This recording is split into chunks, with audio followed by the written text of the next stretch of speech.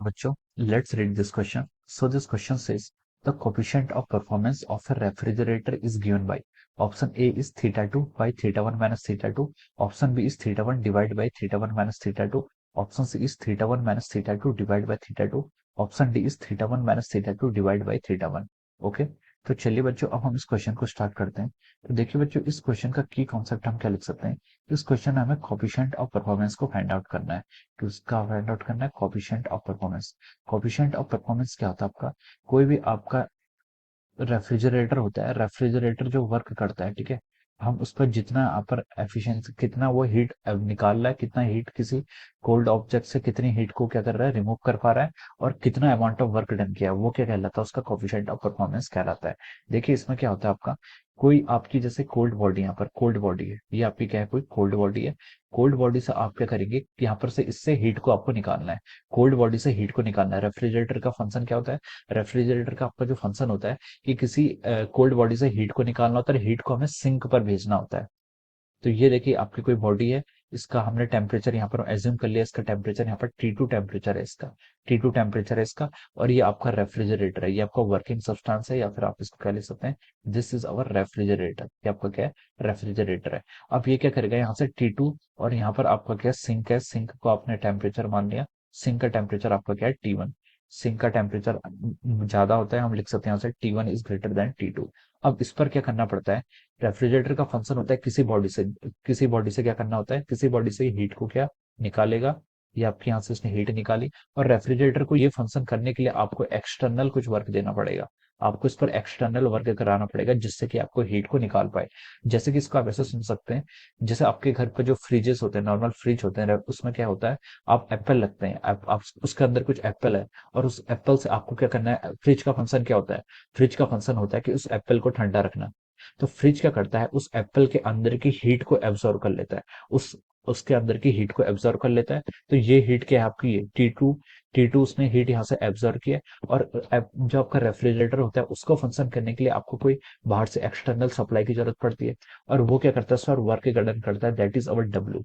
और वो जो हीट होती है वो रेफ्रिजरेटर क्या करता है, फिर बाहर को थ्रो कर देता है, यानी कि हमारे बाहर के एटमॉस्फेयर पर क्या कर देता है, थ्रो कर देता है। और कितनी हीट थ्रो करता है, आप यहाँ से लिख सकते हैं Q1 हीट उसने थ्रो करी, और Q2 हीट उसने क्या करी थी, उस एप्पल के अंदर से निकाली थी। So this is how the refrigerator work.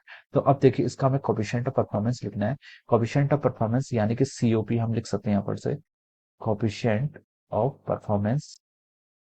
Coefficient of performance का जो आपके यहाँ से फॉर्मूला आएगा, हम लिख सकते हैं, इसका फंक्शन क्या था, इसने क्या करना था, किसी कोल्ड बॉडी से यहाँ पर हीट को बाहर एक्सट्रैक्ट करना था, तो इसने QT अमाउंट ऑफ हीट को क्या एक्सट्रैक्ट किया, Q2 अमाउंट ऑफ हीट को इसने यहाँ पर क्या किया, एक्सट्रैक्ट किया। और इस पर कितना वर्क डन किया हुआ है, इस पर हमने हमने कितना वर्क डन किया, हमने इस पर W amount of work done किया। जितना देखिए हमें कोफिशिएंट ऑफ परफॉर्मेंस होता है, जितना हमें आउटपुट मिला डिवाइड बाय जितना हमने इस पर क्या किया, वर्क डन किया, ठीक है। तो Q2 यहाँ पर हमने यहाँ पर हीट ऑब्जर्व, मतलब किसी कोल्ड बॉडी से अपनी हीट यहाँ पर एब्जॉर्ब किया Q2 अमाउंट में, और वर्क डन कितना हुआ, हम यहाँ से लिख सकते हैं कि Q2 plus W is equal to Q1। और यहाँ से आपको जो W की वैल्यू आएगी, W को आप लिख सकते हैं Q1 minus Q2, this is our W। तो हम यहाँ से लिख सकते हैं this is Q1 minus Q2, ये आपका क्या हो जाएगा, ये आपका क्या हो जाएगा, this is our coefficient of performance. अब ये Q2 को हम क्या लिख सकते हैं, अगर हम मान लीजिए इसका टेम्परेचर T1 T2 है, हम इसको टेम्परेचर को थीटा के टर्म में अगर लिखें, आप टेम्परेचर को T1 T2 भी बोल सकते हैं, थीटा 1 थीटा 2 भी बोल सकते हैं। थीटा 2 ये आपका यहाँ का टेम्परेचर है, ये टेम्परेचर आपका कितना है, थीटा 1 टेम्परेचर है। तो हम लिख सकते हैं इसको यहाँ पर से आपका, ये आपका कितना हो जाएगा, यहाँ से अगर हम इसको लिखना चाहें, तो हम इसको लिख सकते हैं Q2 की जगह आप यहाँ पर इसको टेम्परेचर लिख सकते हैं। टेम्परेचर आएगा आपका theta 2 divide by theta 1 minus theta 2, ये आपका क्या हो जाएगा, temperature. So this is our what coefficient of performance. ये क्या आ जाता है आपका, ये आपका कोफिशिएंट ऑफ परफॉर्मेंस हो जाता है। ओके, ये जो आपका है, ये आपका रेफ्रिजरेटर के लिए हमने लिखा हुआ है। अब यहाँ से ये Q2 हमने यहाँ पर क्या लिखा, जैसे हमने यहाँ पर लिखा आपका Q2 डिवाइड बाई Q1, ठीक है। Q2 डिवाइड बाई Q1 को हमने यहाँ पर क्या लिख लिया, यहाँ पर हमने इसको थीटा 2 डिवाइड बाई थीटा 1 लिख लिया। Q2 डिवाइड बाई Q1 को हमने थीटा 2 डिवाइड बाई थीटा 1 लिख लिया।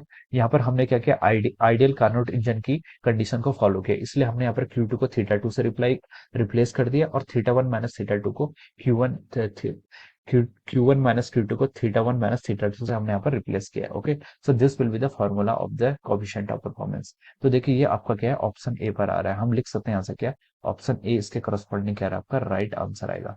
Option A is correct answer corresponding to this. Okay, so इसमें हम लिख सकते हैं option is the correct answer of this question. Okay, so I hope you all understood this concept. All the best and thank you.